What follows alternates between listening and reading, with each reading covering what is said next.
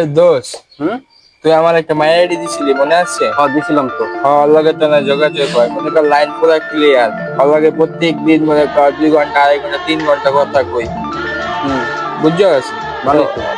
হওয়ার পরে মনে কর মাসিক যা খরচ টরচ লাগে, এমবি টেমবি এমনি ও যা লাগে সবই আমি দিতেছি।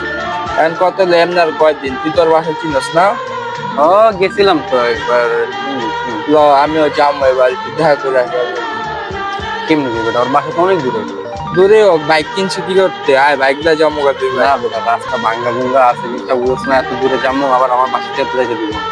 না চল মামা, ম্যানেজ কর যাই। আরে এটা কথা তো কই লইলো নাকি? ধরো একটা মায়ের বাসা আবার অনেক দূরে। দোস্ত চল যাই, তোর ট্রিট দি মনে, চল। রিক্সা তো বড় কথা, তো জিনিসটা বুঝতে অনেক দূরে বাসাটা বেটা, ওখানে তো যাবো কিনা? তো রাস্তা তো ভাঙ্গা টাঙ্গা। আরে বেটা তুই সত্যি কথাটা কইয়া যাস না, আইডিয়া যে তোর আমি কইয়া আমার দে। তো কাম আছে। এই কুত্তার বাচ্চা কইয়া দে, তোর বালের বন্ধু বান্ধব বানাইছি, হিজলা সেজা প্রেম করন পারায়।